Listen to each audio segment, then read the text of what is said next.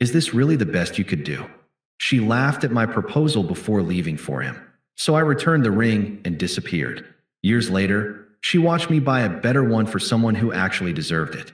Hey viewers, before we move on to the video, please make sure to subscribe to the channel and hit the like button if you want to see more stories like this. Thanks. The ring box felt like it weighed 10 pounds in my jacket pocket. I'd been carrying it around all week, waiting for the right moment. Tonight was it. 5 years together. The restaurant where we had our first date. Lauren had been dropping hints about wanting something special and meaningful for our anniversary. I planned everything. Made the reservation 2 months in advance. The ring took 6 months of saving. $8,000 for a 1-carat solitaire, classic and elegant. Exactly what she described wanting when we talked about marriage 3 years ago. Lauren was already at the table when I arrived. She looked beautiful in a black dress I'd never seen before. She was on her phone, scrolling through something. Didn't look up when I sat down.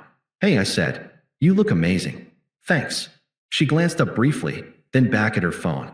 Sorry, just finishing something for work. Work. Real estate. She'd been busy lately. A lot of new clients. A lot of late showings. I'd been supportive. Proud, even. The waiter came. We ordered. She kept her phone on the table, screen down, but within reach. I tried to ignore the knot forming in my stomach. Do you remember our first date here? I asked. She was looking around the restaurant, like she was evaluating it. It's smaller than I remembered. Still has the best carbonara in the city. Sure. Dinner arrived. We ate. I tried to make conversation. She gave short answers. Checked her phone twice. I was starting to sweat. This wasn't how I'd imagined this going. But I'd come this far. The ring was burning a hole in my pocket. Maybe once she saw it, once she understood what tonight was about, everything would click back into place. I took a breath, stood up. The couple at the next table noticed.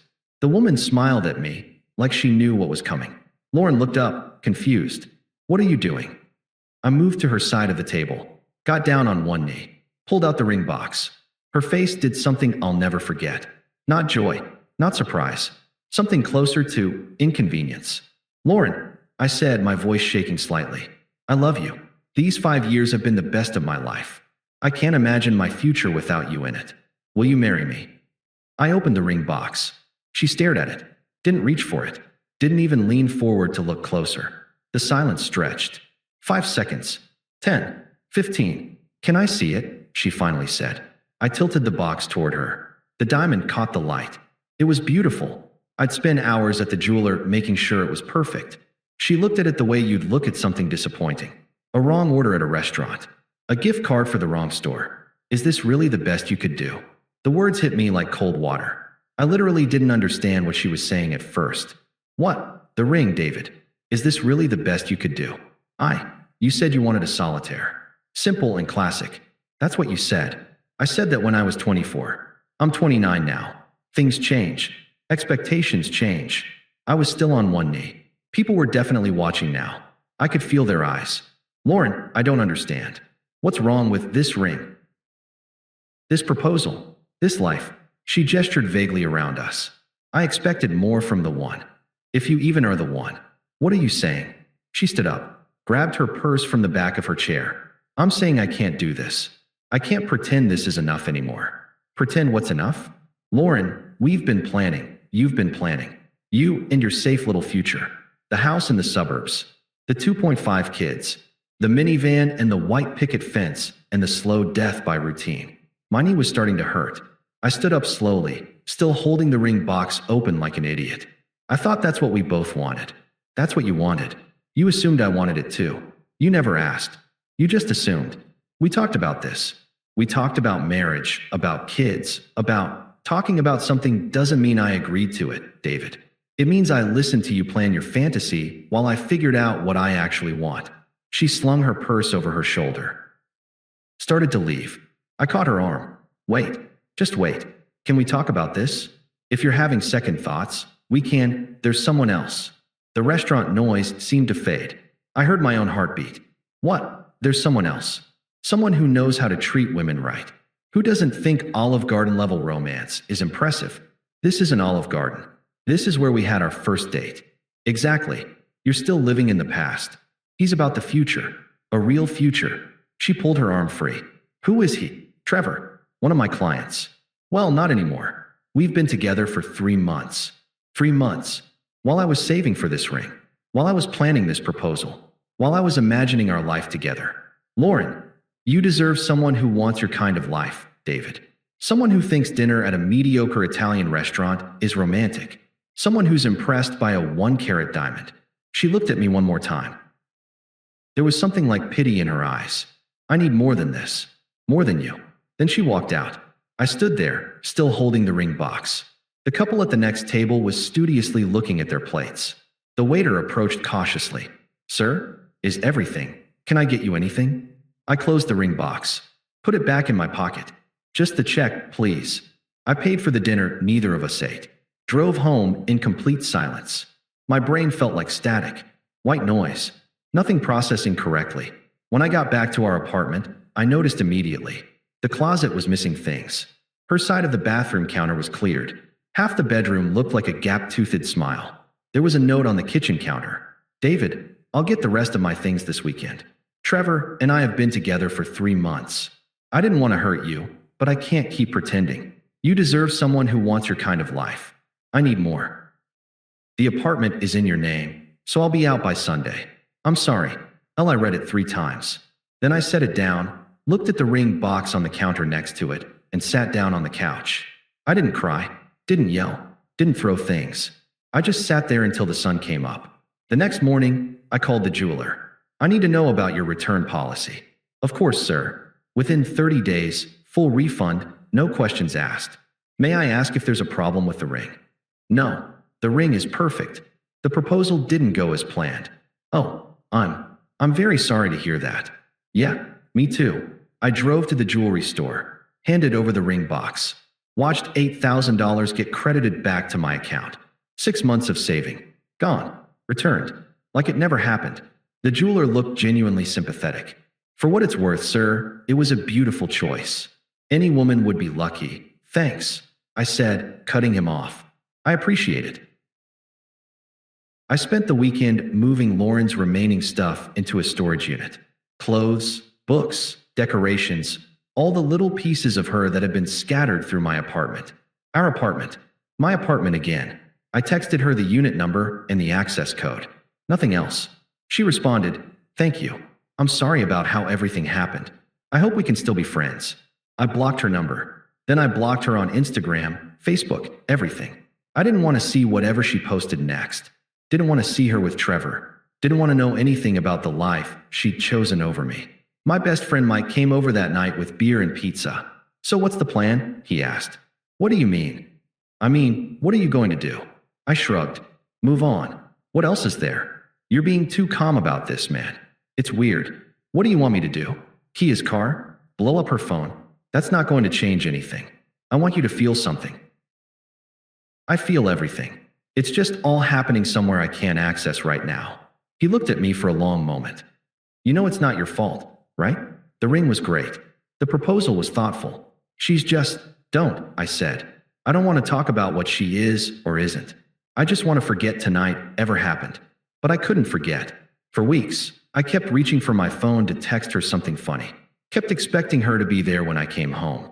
Kept finding little reminders of her everywhere. A hair tie, a coffee mug, a book she'd been reading. I threw myself into work.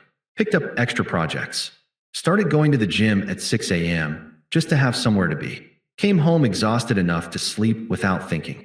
A few weeks later, my boss called me into his office.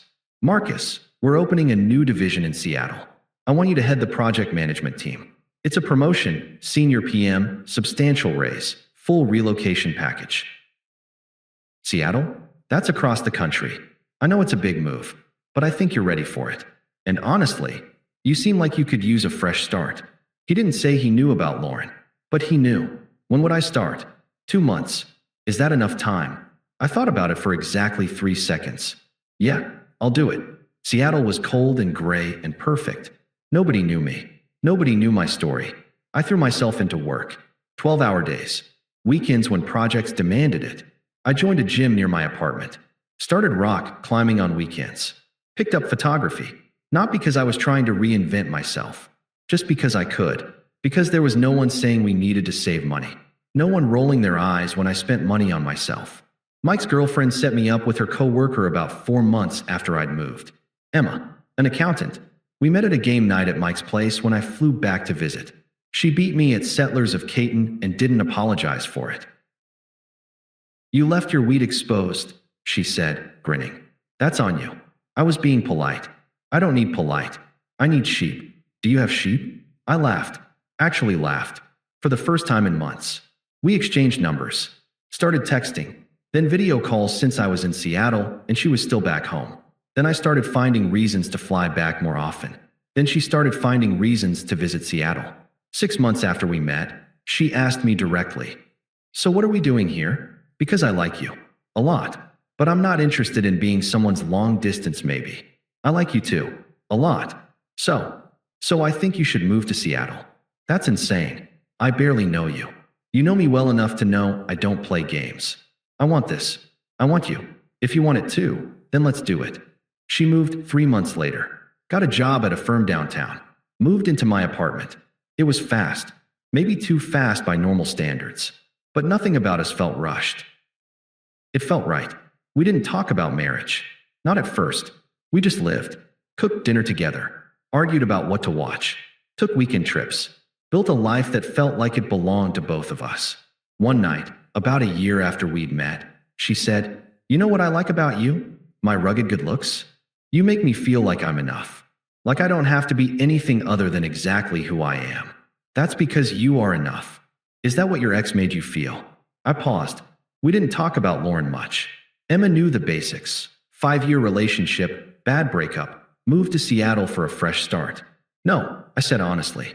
She made me feel like I was always one upgrade away from acceptable. Well, she was an idiot. Yeah, she was. Around the same time, Mike mentioned that Lauren's Instagram had gone quiet. Haven't seen her post in weeks. No Trevor. No ring photos. Nothing. Okay. You really don't care, do you? Not really. That's not my life anymore. Then the messages started. First from an unknown number, text that I ignored. Then a phone call that I answered by accident, thinking it was work. "David, please don't hang up." Lauren's voice. Shaking. Crying. "How did you get this number?" "I called your office. Please, I just need to talk to you." I should have hung up. But something kept me on the line. Not hope. Curiosity, maybe. I'm listening. I made a mistake. Trevor. He wasn't who I thought he was. He lied about everything. The money, the lifestyle, all of it. He's gone now and I'm sorry that happened to you. I've been thinking about us. About what we had. I threw away something real for something fake. Okay. That's all you're going to say. What do you want me to say, Lauren? I want you to say we can fix this. I'm with someone else. Her name is Emma. We live together. Long silence. How long? About a year. A year. You moved on in a year. You moved on in 3 months. While we were still together. This is different. Yeah, it is. I hope things get better for you, Lauren. I really do. But we're not getting back together. Take care of yourself. I hung up before she could respond. Blocked the number. Emma came out of the bedroom. Was that her? Yeah. Is she okay? I don't think so. But that's not my problem to solve anymore. She hugged me. Good. Because you're mine now. Lucky you. Lucky me. Mike got the full story from a mutual friend a few weeks later. Trevor had been a fraud. Leased car. Rented house. Everything on credit cards. Massive debt. The ring he'd given Lauren was cubic zirconia from Amazon. When everything collapsed, he'd ghosted her and left the state. She'd moved back in with her parents. Her career was struggling. Friends had distanced themselves. That's rough, I said when Mike told me. That's it. That's all you've got. What do you want me to say? I want you to feel vindicated. I feel bad for her. But mostly I just don't think about her anymore. Almost 2 years after Lauren walked out of that restaurant, I decided to propose to Emma. This time, I knew it was right. No doubts. No wondering if she secretly wanted something else. We'd talked about marriage. About what we both wanted. About the life we were building together. I went back to the same jewelry store. Not for any symbolic reason. It was just a good jeweler. Tom recognized me immediately. "Mr. Chun, good to see you again." "You too, Tom. What can I help you with today?" "I need an engagement ring." His face lit up. "Wonderful. Congratulations. Do you know what style she likes?" Yeah, she actually sent me photos. Very specific. Smart woman. The smartest. We spent an hour looking at options. I settled on an oval-cut diamond. Different setting, more delicate band. It was more expensive than Lauren's had been. I'd been promoted, was doing well, but more importantly, it was exactly what Emma wanted. Excellent choice, Tom said. Let me get the paperwork started. I was signing the papers when the door chimed. I glanced up out of habit. Lauren walked in. I almost didn't recognize her. She looked thinner, tired, older somehow, though it had only been 2 years. She was wearing jeans and a sweater, her hair pulled back. She was clutching a small ring box. She went to the other counter. Didn't see me. I watched as she approached the jeweler there. I need someone to look at this, she said quietly. I was told it was real, but I need to know. The jeweler took the box, opened it, pulled out the ring, used his loupe. His expression changed. He tried to hide a smile. Ma'am, this is cubic zirconia, worth about $50 retail. That can't be right. He said, I'm sorry, but this isn't a real diamond. Lauren's face crumbled. She started crying right there, quiet tears she tried to hide. Tom called out then, Mr. Chun, your ring is ready. Beautiful choice. Your fiancé is very lucky.